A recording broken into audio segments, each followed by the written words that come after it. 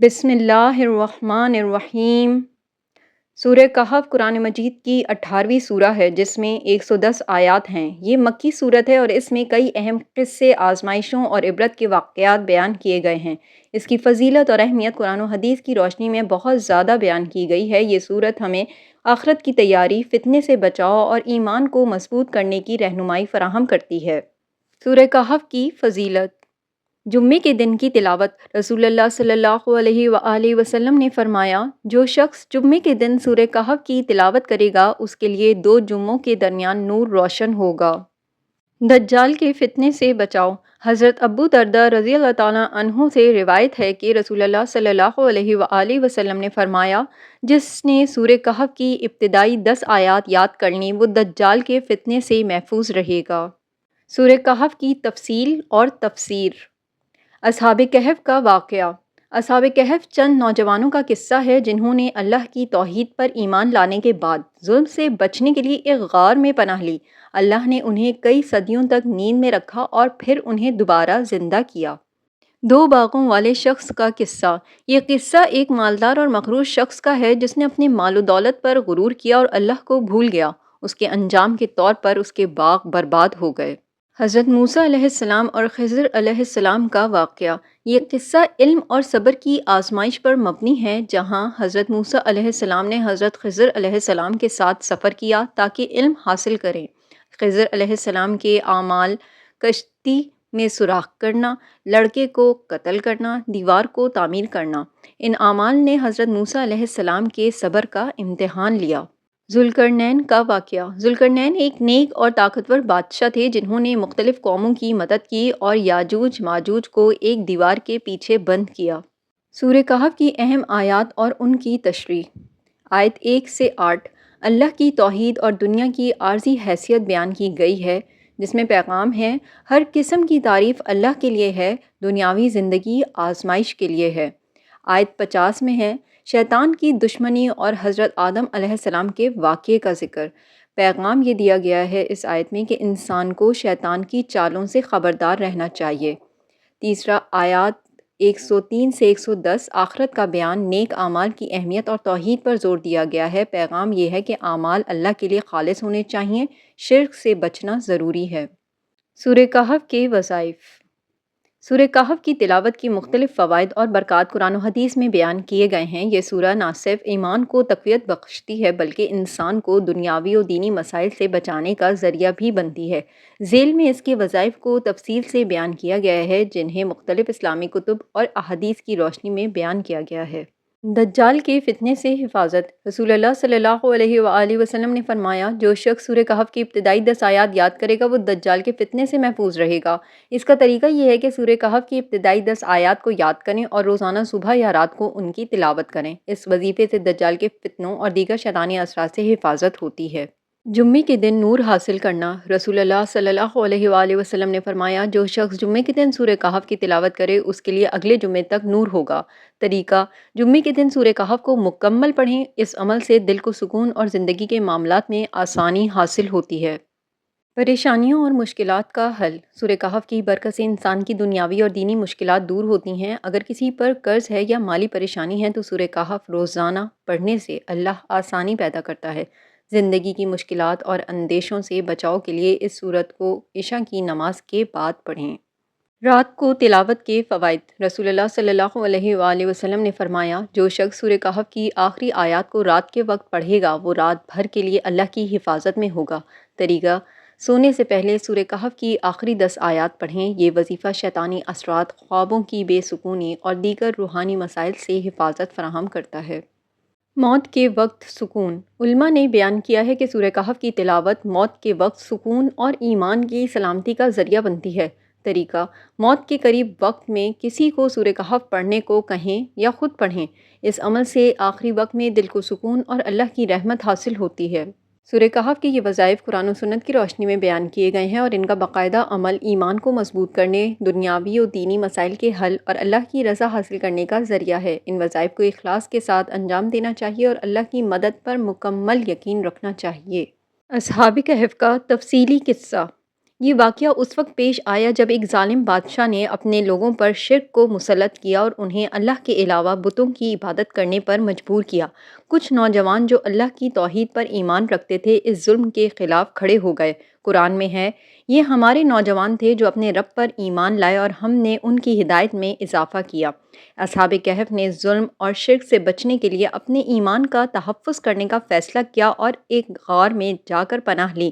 انہوں نے دعا کی، اے ہمارے رب، ہمیں اپنے طرف سے رحمت عطا فرما اور ہمارے لیے ہماری ہدایت کے معاملے میں آسانی پیدا کر۔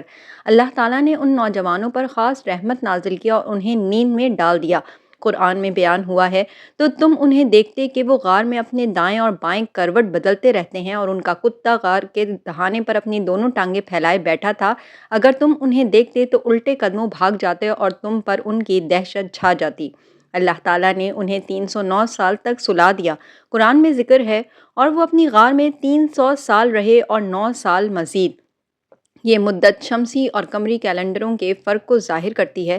309 سال بعد اللہ نے انہیں بیدار کیا تاکہ وہ دیکھ سکیں کہ اللہ کی قدرت کتنی عظیم ہے۔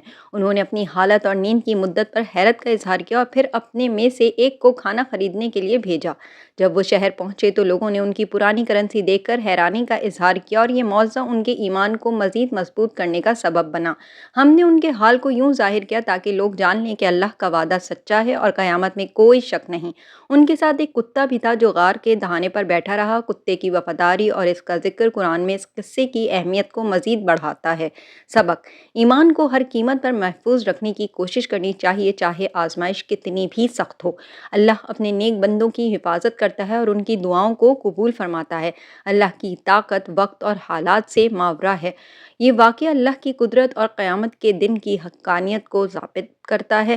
حدیث کا حوالہ: رسول اللہ صلی اللہ علیہ وآلہ وسلم نے فرمایا، کیا میں تمہیں وہ نہ بتاؤں جو کتاب اللہ کی سب سے حیرت انگیز آیات میں سے ہے؟ وہ اصحاب کہف کا قصہ ہے۔ خلاصہ: اصحاب کہف کا قصہ ہمیں سکھاتا ہے کہ اللہ کی راہ میں ایمان اور صبر سے ہر آزمائش کا سامنا کیا جا سکتا ہے۔ اللہ کی قدرت ہر حال میں اپنے نیک بندوں کے ساتھ ہے اور وہ اپنے وعدے کو پورا کرنے والا ہے۔ دو باغوں والے شخص کا قصہ۔ قرآن مجید میں دو باغوں والے شخص کا قصہ ایک مثال کے طور پر بیان کیا گیا ہے تاکہ دنیاوی مال و دولت کی آزمائش اور اللہ کی نعمتوں پر شکر گزاری کی اہمیت کو اجاگر کیا جا سکے۔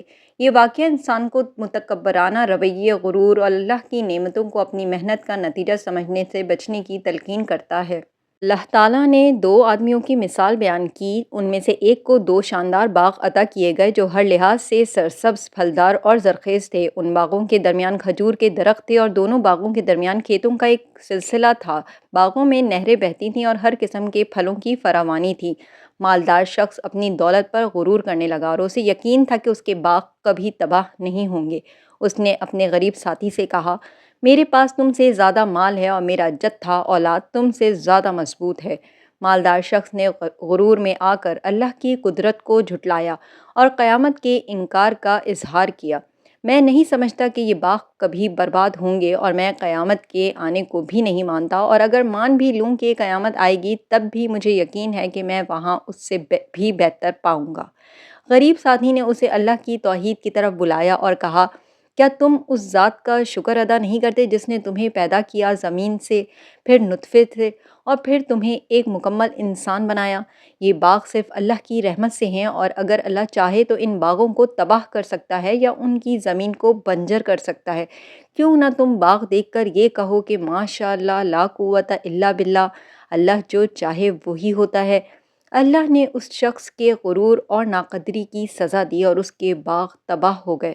قرآن میں ہے، اس کے تمام پھل برباد ہو گئے اور وہ اپنے ہاتھ ملتا رہ گیا کہ کاش اس نے غرور نہ کیا ہوتا۔ یہاں ثابت ہوا کہ طاقت اور مدد صرف اللہ کے ہاتھ میں ہے اور اس کے سوا کوئی مددگار نہیں۔ سبق: دنیاوی نعمتوں پر اللہ کا شکر ادا کرنا ضروری ہے ورنہ نعمتیں آزمائش بن جاتی ہیں۔ انسان کو اپنی محنت اور دولت پر غرور کرنے کے بجائے اللہ کی قدرت کو ماننا چاہیے۔ دنیاوی دولت عارضی ہے، قیامت کے دن انسان کے اعمال ہی اصل سرمایہ ہوں گے۔ اپنی کامیابیوں اور نعمتوں کو اللہ کی مرضی سمجھنا اور ماشاء اللہ کہنا برکت کا ذریعہ بنتا ہے۔ حدیث کا حوالہ۔ رسول اللہ صلی اللہ علیہ وآلہ وسلم نے فرمایا، دنیا کا مال اور دولت فتنہ ہے اور یہ آزمائش ہے کہ انسان اسے شکر کے ساتھ استعمال کرے یا غرور کے ساتھ۔ خلاصہ، یہ قصہ ہمیں شکر گزاری، انکساری اور اللہ پر بھروسہ کرنے کا درس دیتا ہے۔ مال اور دولت اللہ کی نعمت ہیں، لیکن اگر ان پر غرور کیا جائے تو یہ نعمتیں زوال پذیر ہو سکتی ہیں۔ اصل کامیابی اللہ کی رضا اور آخرت کی تیاری میں ہے۔ حضرت موسیٰ علیہ السلام اور حضرت خضر علیہ السلام کا قصہ۔ حضرت موسیٰ علیہ السلام اور حضرت خضر علیہ السلام کا قصہ قرآن پاک کی سورہ کہف کی آیت 60-82 میں تفصیل سے بیان کیا گیا ہے۔ یہ واقعہ علم، صبر اور اللہ کی حکمت کو سمجھنے کی ایک بہترین مثال ہے۔ اس قصے میں 3 اہم واقعات پیش کیے گئے ہیں جن میں اللہ کی حکمت پوشیدہ ہے۔ حضرت موسیٰ علیہ السلام نے بنی اسرائیل کے درمیان ایک خطبے میں فرمایا کہ دنیا میں سب سے زیادہ علم رکھنے والے شخص وہ خود ہیں۔ اللہ تعالیٰ نے انہیں تنبیہ کے طور پر بتایا کہ ایک اور بندہ حضرت خضر علیہ السلام ہیں جس کے پاس بعض ایسے علم موجود ہیں جو حضرت موسیٰ علیہ السلام کے پاس نہیں ہیں۔ اللہ نے حضرت موسیٰ علیہ السلام کو حکم دیا کہ وہ حضرت خضر علیہ السلام سے ملیں اور ان سے علم حاصل کریں۔ حضرت موسیٰ علیہ السلام نے اپنے خادم یوشع بن نون علیہ السلام کے ساتھ سفر کیا اور کہا کہ وہ تب تک سفر جاری رکھیں گے جب تک 2 دریاؤں کے سنگم پر نہ پہنچیں۔ وہاں پہنچنے پر حضرت خضر علیہ السلام سے ملاقات ہوئی۔ قصے کے 3 اہم واقعات۔ نمبر 1، کشتی میں سوراخ کرنا۔ حضرت موسیٰ علیہ السلام اور حضرت خضر علیہ السلام ایک کشتی میں سوار ہوئے۔ حضرت خضر علیہ السلام نے کشتی میں سوراخ کر دیا۔ حضرت موسیٰ علیہ السلام نے حیرانی سے سوال کیا، آپ نے کشتی میں سوراخ کیوں کیا؟ کیا آپ نے لوگوں کو ڈبونے کے لیے ایسا کیا؟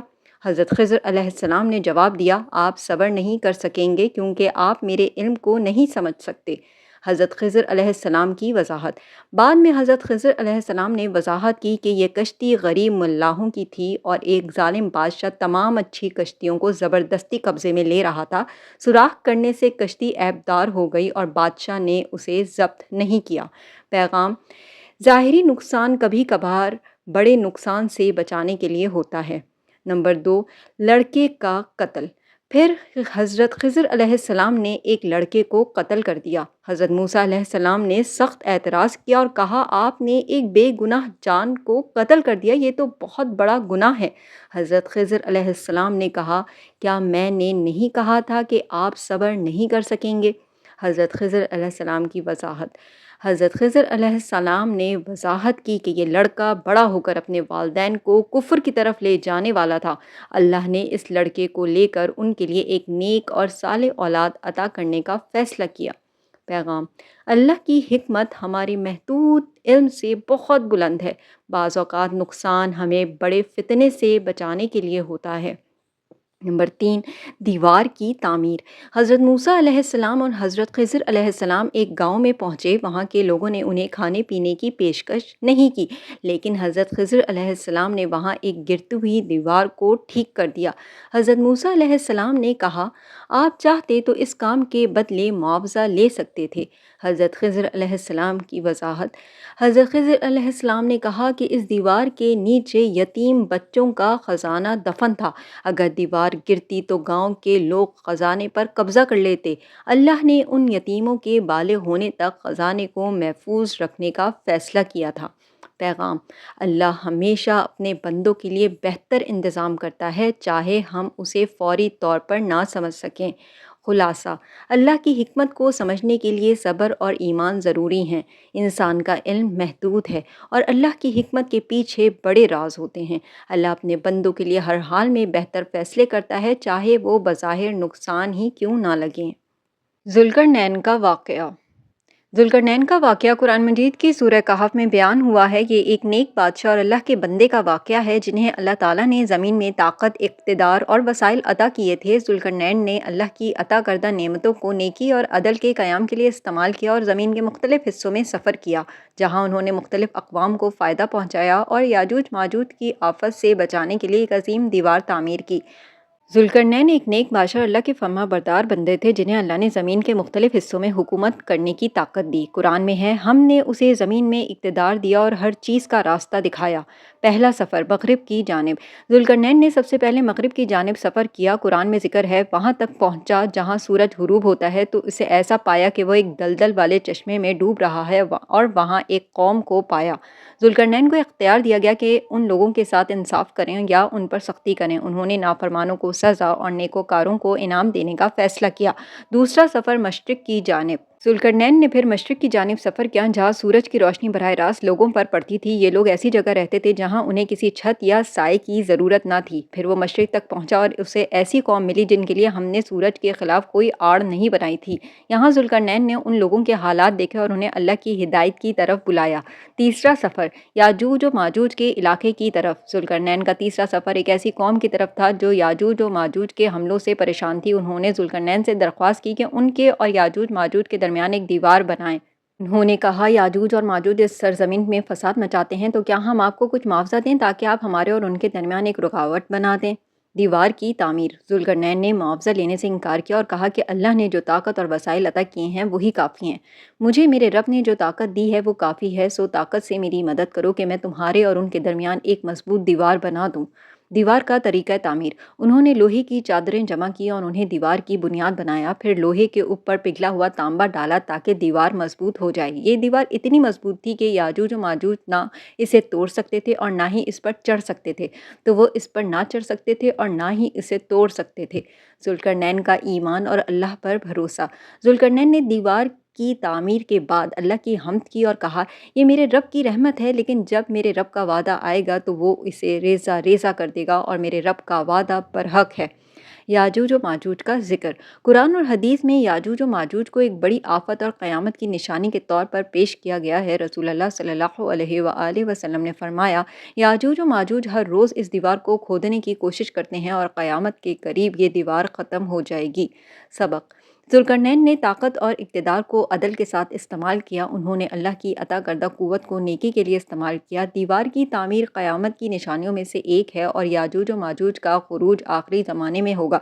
इंसान को अपने आमाल और ताकत पर नहीं बल्कि अल्लाह की कुदरत पर भरोसा करना चाहिए। खुलासा। ज़ुल्करनैन का किस्सा हमें अदल, शुक्रगुजारी और अल्लाह की कुदरत पर ईमान का दर्ज देता है।